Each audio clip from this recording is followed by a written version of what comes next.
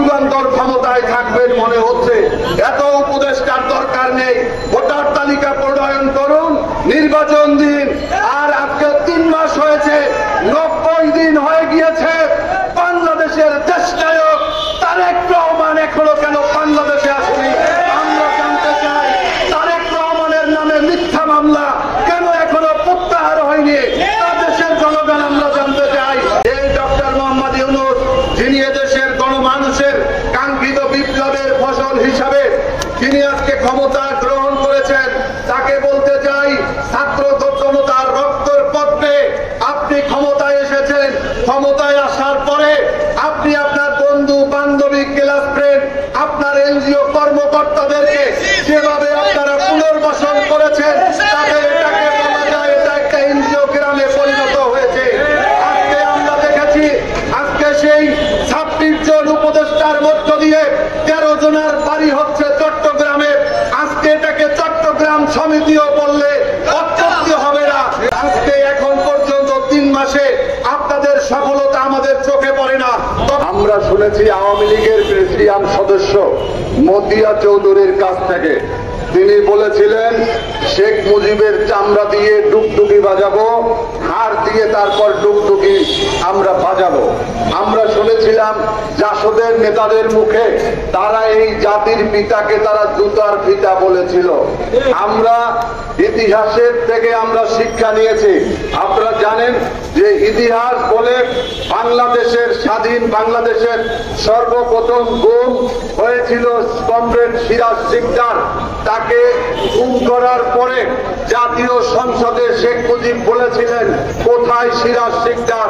বাংলাদেশের চলচ্চিত্রকার জহির রায়হানকে গুম করেছিল আওয়ামী লীগ এবং শেখ মুজিব। বাংলাদেশের দুর্ভিক্ষ প্রবর্তন হয়েছিল শেখ মুজিবের আমলে। বাংলাদেশ থেকে সমস্ত রাজনৈতিক দলকে নিষিদ্ধ করা হয়েছিল মাত্র 13 মিনিটের সংসদে। সেদিন 17টি রাজনৈতিক দলকে নিষিদ্ধ করা হয়েছিল। তার মধ্যে একটি দল ছিল বাংলাদেশ লেবার পার্টি, যার চেয়ারম্যানের দায়িত্বে আমি রয়েছি।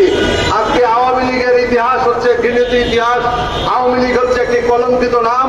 আওয়ামী লীগ হচ্ছে একটি অভিশপ্ত রাজনৈতিক দলের নাম, যার কারণে এই দলের প্রতিষ্ঠাতা হিসাবে শেখ মুজিবুর রহমান, যার ছবি বাংলাদেশের কোন সরকারি দপ্তর তো দূরের কথা, কোন মুদি দোকানেও থাকার কোন সুযোগ নেই। শেখ হাসিনা তার বাপকে এদেশের জনগণের বাপ বানানোর জন্য প্রত্যেকটা অফিসে তারা ছবি লটকিয়েছে। বাংলাদেশের সংবিধানকে, আপনারা যারা এই সংবিধান সম্পর্কে অবগত, আপনারা দেখেছেন সংবিধানের শুরু থেকে শেষ পর্যন্ত মনে হয় যেন এই মুজিব কন্যা এবং মুজিব পরিবারের বন্দনায় ভরা ছিল। এটা একটা দেশের সংবিধান হতে পারে না, এটা একটা দলীয় সংবিধানও হতে পারে না। আমার বিশ্বাস এটা আওয়ামী লীগের সংবিধান হওয়ার যোগ্যতা রাখে না। তাই আমরা বলতে চাই, এই সংবিধান এটা ঘৃণিত সংবিধান। এই সংবিধানকে পরিবর্তনের জন্য আমরা দীর্ঘ 17টি বছর গণতান্ত্রিক যে আন্দোলন করেছি, যার ধারাবাহিকতায় বিগত 5ই আগস্ট ছাত্র জনতার বিপ্লব হয়েছে। এই বিপ্লবের দাবি, আজকে দেওয়াল লিখনের দাবি হচ্ছে এই সংবিধান পরিবর্তন করে জনগণের সংবিধান বাস্তবায়ন করতে হবে। বন্ধুরা, আজকে আমরা আমাদের এখান থেকে একটা 24 ঘন্টার আলটিমেটাম দেওয়া হয়েছে। শুধুমাত্র আলটিমেটাম দিয়েই কিন্তু শেষ করলে হবে না, প্রত্যেকটা অফিসে অফিসে অভিযান চালাতে হবে। শেখ মুজিবের কোন ছবি কোন অফিস আদালতে থাকতে পারবে না। শেখ হাসিনা বাংলাদেশ থেকে পালিয়ে গিয়েছে, তার পিতার ছবি মাথায় নিয়ে এখনো যারা অফিস করছেন তাদেরকে বলতে চাই, আপনারা কিন্তু আওয়ামী দোসরে পরিণত হবেন। সংগ্রামী বন্ধুরা আমার, আমি আর একটি কথা বলে শেষ করব। আপনারা দেখেছেন এই ডক্টর মোহাম্মদ ইউনূস, যিনি এদেশের গণমানুষের কাঙ্ক্ষিত বিপ্লবের ফসল হিসাবে তিনি আজকে ক্ষমতা গ্রহণ করেছেন, তাকে বলতে চাই, ছাত্র জনতার রক্তের পথে আপনি ক্ষমতায় এসেছেন। ক্ষমতায় আসার পরে আপনি আপনার বন্ধু বান্ধবী, ক্লাস ফ্রেন্ড, আপনার এনজিও কর্মকর্তাদেরকে যেভাবে আপনারা পুনর্বাসন করেছেন, তাতে এটাকে বলা যায় এটা একটা এনজিও গ্রামে পরিণত হয়েছে। আজকে আমরা দেখেছি, আজকে সেই 26 জন উপদেষ্টার মধ্য দিয়ে 13 জনের বাড়ি হচ্ছে চট্টগ্রামে। আজকে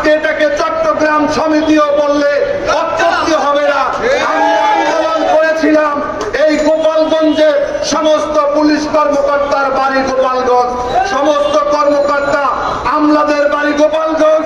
সেখান থেকে গোপালগঞ্জ থেকে আজকে চট্টগ্রাম সমিতি করার জন্য আমার লেবার পার্টির নেতা আবু আল মিয়া, ছাত্র মিশন নেতা নাইম হাওলাদার সহ এদেশের হাজার হাজার ছাত্র জনতা তারা শাহাদাত বরণ করে নাই।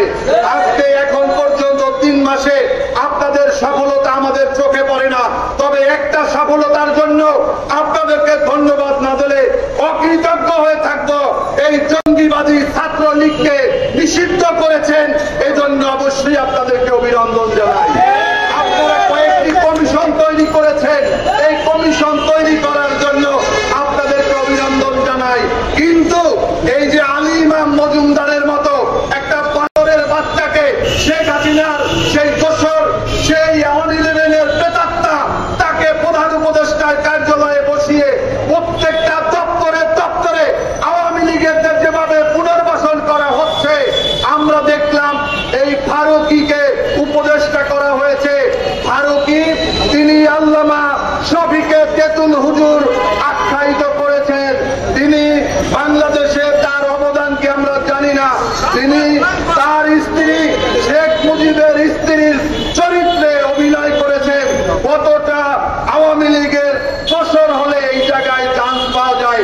তাই বলবো অতি সত্বর ফারুকী থেকে শুরু করে আলী ইমাম মজুমদার, হাসান আরিফ, এরকম প্রায় আধা ডজনের বেশি আছে যাদের ব্যাপারে অনেক আপত্তি রয়েছে ছাত্র জনতার, তাদেরকে অবিলম্বে অপসারণ করে বিএনপি, জামাত ইসলামী, গণ অধিকার, লেবার পার্টি সহ রাজনৈতিক দলগুলোর সাথে পরামর্শ করে আপনারা উপদেষ্টা নিয়োগ দিন।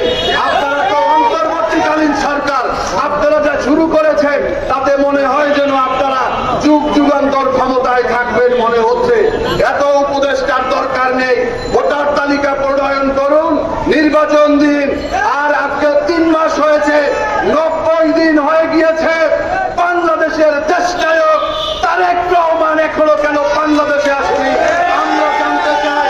তারেক রহমানের নামে মিথ্যা মামলা কেন এখনো প্রত্যাহার হয়নি তা দেশের জনগণ আমরা জানতে চাই। অবিলম্বে তারেক রহমানকে বাংলাদেশে ফিরিয়ে আনতে হবে। আন্দোলন সংগ্রামের 17 বছরে যত মিথ্যা মামলা হয়েছে, যত গাইবি মামলা হয়েছে, সমস্ত মামলা উদ্ধ করতে হবে। আমাদের এখনো আদালতে গিয়ে হাজিরা দিতে মন চাচ্ছে না। আমরা চাই না